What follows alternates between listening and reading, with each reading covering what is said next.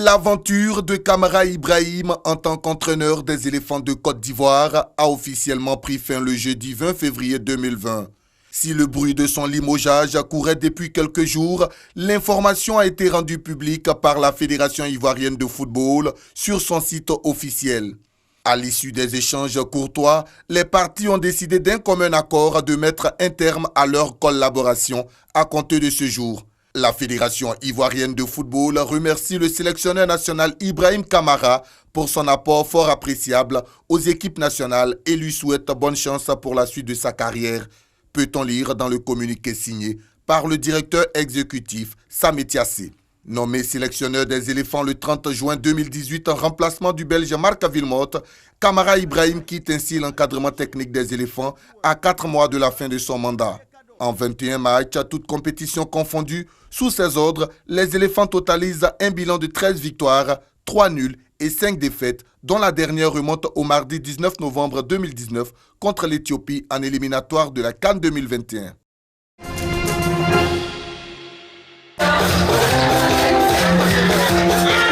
C'est dans cette atmosphère que s'est déroulée la cérémonie de lancement de la Journée internationale de la femme, en présence des autorités, des chefs coutumiers et des guides religieux, ce jeudi au Palais de la Culture de Treichville. Le volet sensibilisation de la célébration n'a pas été occulté. Le ministère de la Femme, de la Famille et de l'Enfant a choisi comme thème national la promotion de la femme, un atout pour une paix durable en Côte d'Ivoire. Cette thématique, en lien avec la paix, trouve sa pertinence au regard de l'année électorale 2020. Elle se conçoit dès lors comme un appel à toutes et à tous à préserver cette paix qui est comme une seconde religion en Côte d'Ivoire. La ministre Ly Ramata a également évoqué le progrès enregistré en Côte d'Ivoire en matière d'égalité des sexes et d'autonomisation de la femme. L'Assemblée nationale compte 29 femmes sur 265 élus, soit 11,87%. Le Sénat, 19 femmes sur 99 membres, soit 19,19%. On dénombre 15 femmes sur 201 maires, soit 7,5%, et seulement une femme, la ministre Anne Loto, sur 31 présidents de conseils régionaux, soit un taux de 3,2%. Une avancée saluée par les femmes présentes à cet événement. Ça tire un peu une sonnette d'alarme pour nous les femmes. Il faut se battre, toutes les femmes doivent se lever, prendre disons, le bâton de pèlerin et puis se battre pour se faire une place au soleil. Nous savons que beaucoup est fait. Cette année est une année très importante pour nous parce que nous savons qu'en 2019, il y a eu la loi favorisant la participation des femmes aux assemblées élues.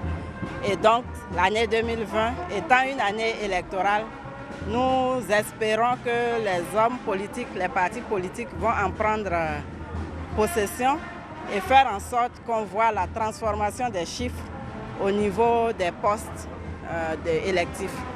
La 29e édition de la Journée internationale de la femme va se tenir cette année, le samedi 7 mars à Anyama.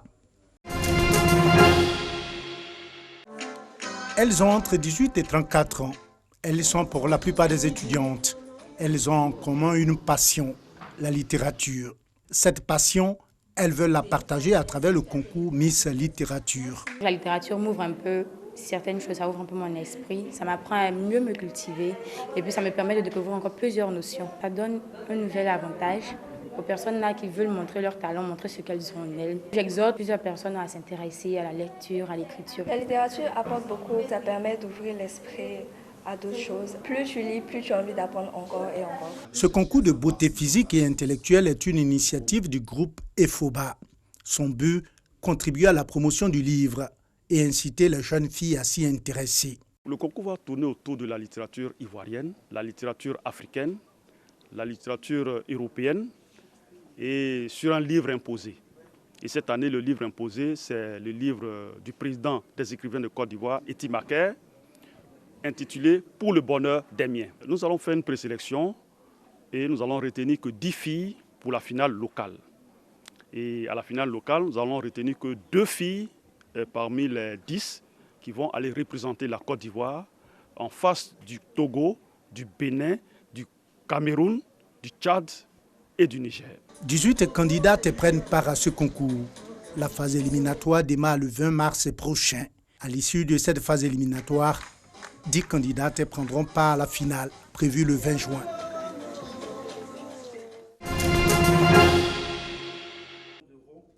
Acteurs de la société civile, activistes et autres influenceurs sur les réseaux sociaux, les jeunes sont conviés à un atelier de réflexion. Objectif, développer une compréhension commune du projet visant à faire des jeunes des moteurs de prévention des discours de haine et des conflits sociopolitiques et communautaires. Un projet commun au PNUD, à l'UNESCO et l'UNICEF. Des signes d'une radicalisation des messages politiques sont malheureusement perceptibles.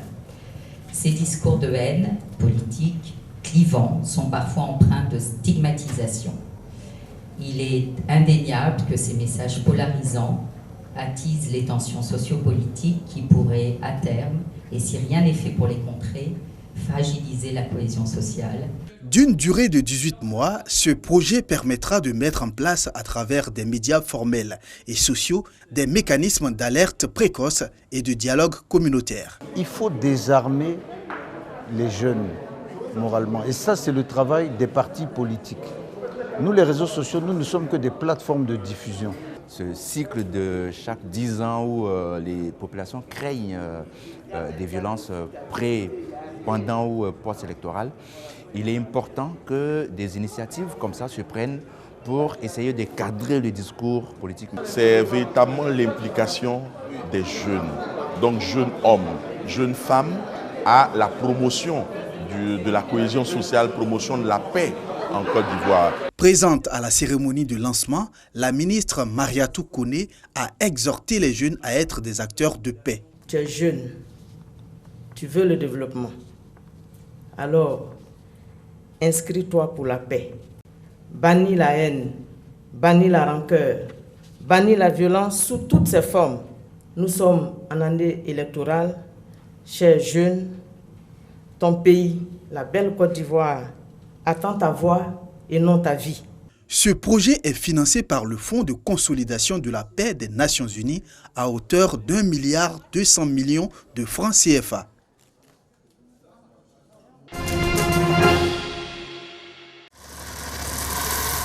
Le marché de l'arachide au Sénégal est déstabilisé par la forte demande chinoise.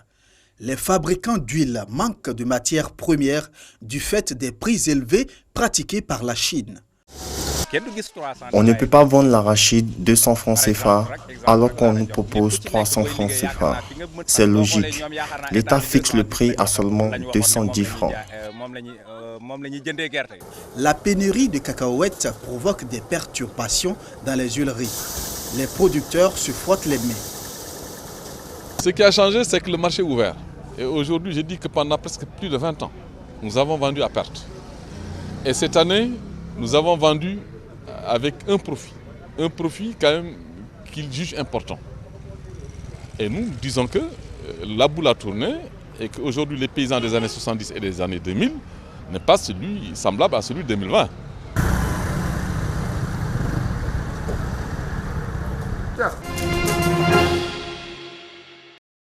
Séoul, Corée du Sud. Nous sommes à quelques heures de Wuhan, en Chine, l'épicentre de l'épidémie de coronavirus qui secoue en ce moment la région. Le pays a déjà enregistré une vingtaine de cas et est en alerte. En témoignent ces contrôles sanitaires dans tous les endroits publics. Mais équipés parfois d'un simple cache-nez, plus de 7000 personnes venues de 171 pays, parmi lesquels d'anciens ou actuels présidents, sont venus participer au sommet mondial sur la paix, initié par Dr Ak Jahan Moon et la Fédération universelle pour la paix. Depuis que je suis arrivé à Séoul ou dans d'autres parties du pays, je suis soumis à des contrôles très rigoureux chaque fois qu'on entre dans un endroit public. Mais je considère que c'est pour le bien de tout le monde. Nous devons tenir le programme et nous devons aussi prendre soin de nous. Le comité d'organisation a pris ce problème de coronavirus très au sérieux. Il y a beaucoup de contrôles sanitaires avant même que les gens n'aient accès au bâtiment. C'est une maladie comme toutes les autres maladies. Ce n'est pas pour cela que on va s'empêcher de travailler, on va s'empêcher de s'associer, on va s'empêcher de mobiliser les uns et les autres pour une très bonne cause, parler de la paix. Les autorités coréennes ont promis prendre toutes les dispositions pour protéger les populations et les participants.